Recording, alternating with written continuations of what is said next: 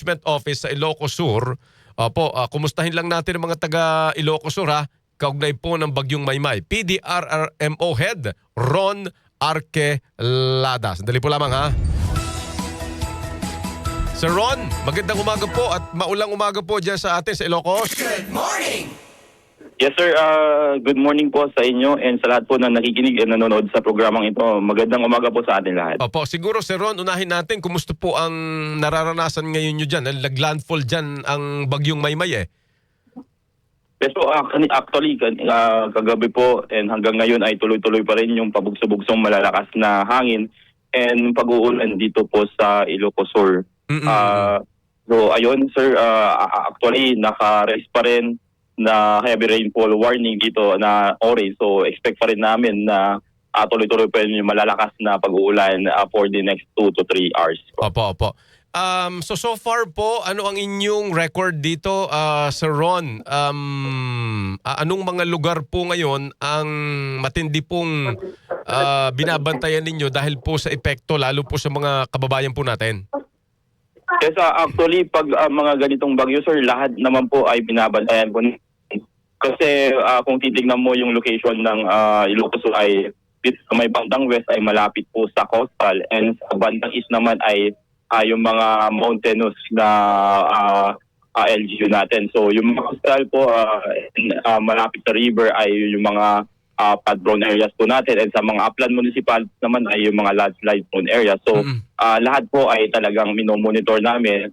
And from kahapon na monitored na report ay may na municipalities city na monitor natin na nag-evacuate. Yes sir, with 97 families and 261 individuals. Right. Pasensya na Sir Ron, medyo nag-choppy lang po yung signal when you are mentioning po yung mga bilang. Pakiulit nga po yun sir, ilang bayan po kaninyo yung nagkaroon na kayo ng preventive evacuation? Nasa 5 bayan po, specifically Vigan City, Sigay, Tagudin, Salta, and Quirino, which we have 97 families na nag-preempt and 261 individuals po. Alright. So far, ba nag-uusap tayo, wala pong reported po ng casualty injured dahil po sa Bagyong Maymay? So far, sir, wala reported po na casualty or injured. Opo. At yung mga talagang nasa coastal area, wala na pong mga nakatira doon sa ngayon, no? Yes, nag-evacuate naman na yung mga iba. Pero yung mga iba, meron pa rin. Pero ngayon kasi nakataas pa rin yung gale warning. So, ibig sabihin nun, malakas pa rin yung alon sa mga... Opo. Sige. So siguro... Final lang Sir Ron, ano po ang pinaka-challenge nyo ngayon sa pag-abot doon sa mga kababayan po natin dyan sa Ilocos ngayong mga panahong ito? Kasi malakas pa yung hangin, may pabusbuksong hangin na malalakas. Ayun, nawala na. Oo. Nawala si Sir Ron. O siguro yung signal din sa masamang lagay ng panahon eh. Opo. Diyan nawala siya. So sige, medyo nakuha naman na natin no, substantially, pero kung maibabalik natin, sige. Kasi syempre we understand apektado rin ho yung signal eh. May nag-message dito sa YouTube, May. Bakit po binuburan nyo mga chat ko? Sa poll po ba? At bakit pag mga taliwas sa panig ni BBM Comento, sinuspendin nyo account sa SOCMED? Hawak din ba nila Meta? Pero yung pro-BBM trolls na puro pakikipag-away at asaran lang sa kapwa netizen, tuloy-tuloy. At hindi naman tayo nagbubura, di ba, May? Hindi tayo nagbubura, di ba? Hindi po kami nagbubura, no? Yung message dito, Arts Pards TV. Kasi naka-monitor ako, nakita-kita ko yung mukha ko dito sa YouTube eh. Wala ko kami binubura. Wag lang po kayong magmumura.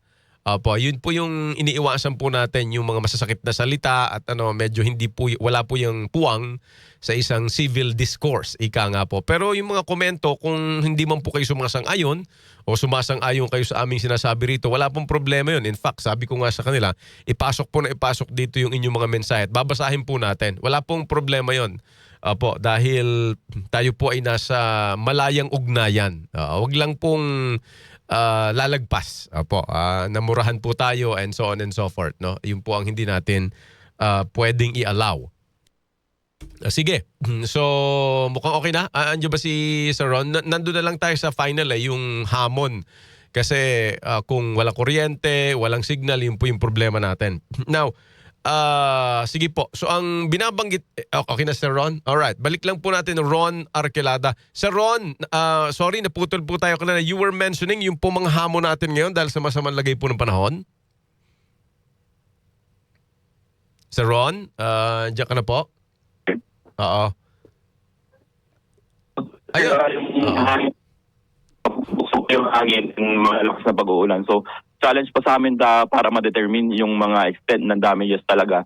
So, hintay pa namin na humupa para yung extent ng damage and natin dito sa Ilocos ay hindi pa total pa po. Alright. Sige po. Sige, mukhang ano. Sir Ron, maraming salamat po sa inyong panahon at information. Thank you, sir. Sige po, thank you. Thank you. Si Mr. Ron Arquelada, PDRMO Ilocos Sur Head.